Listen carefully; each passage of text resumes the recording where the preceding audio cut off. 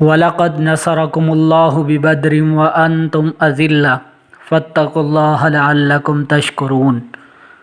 اور اللہ بدر کی لڑائی میں تمہاری مدد کر چکا ہے، حالانکہ تم کمزور تھے، بس اللہ سے ڈرو تاکہ تم شکر کرو۔ لائم لائٹ 630 کی ایک اور ویڈیو کے ساتھ ہم آپ کو خوش آمدید کہتے ہیں۔ آج ہم جس موضوع پر گفتگو کریں گے وہ ہے غزوہ بدر۔ غزوہ بدر 17 رمضان سن 2 ہجری کو مسلمانوں اور مشرکین مکہ کے درمیان پیش آیا۔ بدر ایک جگہ کا نام ہے جہاں آج بھی شہدائے بدر کی قبریں موجود ہیں۔ وہ کنواں آج بھی ہے جہاں وقت کے فرعونوں ابو جہل، عتبہ و شیبہ کی لاشوں کو پھینکا گیا۔ بدر کی لڑائی حقیقت میں 2 نظریات کے درمیان وہ فیصلہ کن جنگ تھی جس کو قرآن کریم میں یوم الفرقان کے نام سے یاد کیا گیا ہے۔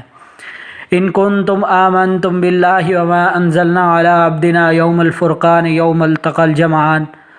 سورہ انفال میں اللہ تعالیٰ فرماتے ہیں اگر تم اللہ پر اور اس چیز پر ایمان لائے ہو جو ہم نے اپنے بندے پر فرقان کے دن یعنی دونوں لشکروں کے مٹ بھیڑ کے دن نازل کی، کیونکہ ابو جہل مکہ سے نکلنے سے پہلے ہی بیت اللہ میں جا کے دعا کر کے آیا تھا۔ وہ کہتا تھا اللہم اولنا بالحق فانصر۔ ابن کثیر جلد 2 کے اندر، اے اللہ جو حق کے قریب گروہ ہے اس کی مدد فرما۔ تو اللہ پاک نے 313 سے وہ کام لیا کہ حق اور باطل کو واضح کر کے رکھ دیا اور باطل نظریات والوں کو تا قیامت کے لیے عبرت بنا دیا۔ اس جنگ سے پہلے مسلمانوں کے پاس 2 آپشن تھے۔ ایک ابو سفیان کا قافلہ جو تجارتی سامان لے کے آ رہا تھا، اس پہ حملہ کر کے اس سے مال حاصل کیا جائے اور مدینہ کی معاشی حالت کو مزید بہتر کیا جائے۔ مگر جب ابو سفیان کو اس ارادے کی بھنک پڑی تو اس نے مکہ میں ایک تیز رفتار قاصد بھیج کر مدد مانگی۔ اس مدد پر ابو جہل کی قیادت میں ہر وہ جوان تیار ہو کے مسلمانوں کے خلاف جنگ کرنے نکلا جو تلوار چلانا جانتا تھا۔ ایک کثیر تعداد میں گھوڑے، اونٹ، زرہ و تلوار سے لیس لشکر 313 بے سر و سامان کے مد مقابل ہو نکلا۔ جب مدینہ میں اطلاع پہنچی کہ ابو جہل لشکر لے کر نکل آیا ہے تو مشاورت ہوئی کہ کس طرف رخ کیا جائے۔ مال و متاع کا قافلہ یا ابو جہل سے 2 بدو جنگ۔ پھر حکم ربانی نازل ہوا اور ابو جہل والے قافلے سے جنگ کا حکم آیا۔ نبی کریم صلی اللہ علیہ وسلم کی قیادت میں مسلمان بھی مدینہ سے نکلے اور بدر پہنچے۔ ہمارے پیارے آقا نبی اکرم صلی اللہ علیہ وسلم نے مجاہدین کی صف بندی سے قبل اللہ تعالیٰ سے گڑ گڑا کر دعا مانگی، اے زمین و آسمان کے مالک، آج میں آپ سے اس کی مدد کا طالب ہوں جس کا تو نے مجھ سے وعدہ کر رکھا تھا۔ آج اگر یہ مٹھی بھر جماعت مٹ گئی تو پھر روئے زمین پر تیری عبادت کرنے والا کوئی نہ ہوگا۔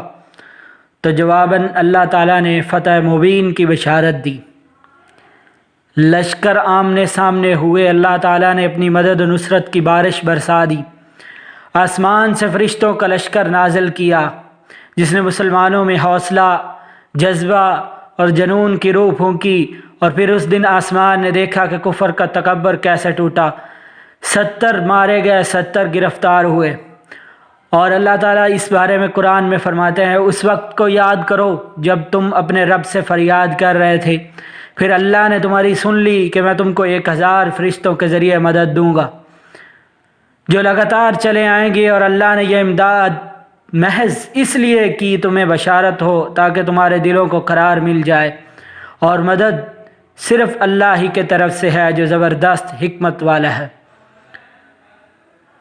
قرآن کی اس آیت کی تشریح علامہ اقبال نے یوں بیان کی ہے، فضائے بدر پیدا کر فرشتے تیری نصرت کو، فضائے بدر پیدا کر فرشتے تیری نصرت کو، اتر سکتے ہیں گردوں سے قطار اندر قطار اب بھی۔ اب اس جنگ کے بعد کے اثرات پر نظر ڈالیں تو اس جنگ نے کافی گہرے اثرات چھوڑے۔ غزوہ بدر کے اثرات مرتب ہوئے کہ عالم کفر جن میں یہودی، مشرکین مکہ اور وہ سب جو مسلمانوں کو تنگ کرنے میں کسر نہیں چھوڑتے تھے، ان پر اللہ پاک نے ہیبت بٹھا دی، اسلام پنپنے لگا، لوگ بدر میں اترتی نصرت کو دیکھ کر اسلام کی حقانیت اور رسالت پر یقین لانے لگے، کفر کے اجالے جھٹکنے لگے، مسلمان مزید ارادوں اور جذبوں میں پختہ ہو کر اسلام کی اشاعت و تبلیغ میں حصہ لینے لگے۔ بدری صحابہ میں افضل ترین، بدری فرشتے فرشتوں میں افضل، اور اللہ پاک نے بدر والوں کے لیے فرما دیا کہ آج کے بعد کوئی بھی نیک عمل نہ کریں، یہ جنتی ہیں، ان کی بخشش کے لیے بدر کی قربانیاں کافی ہیں۔ صحیح مسلم حدیث 6401، غزوہ بدر، یوم الفرقان، فرض جہاد، بدر کا پیغام۔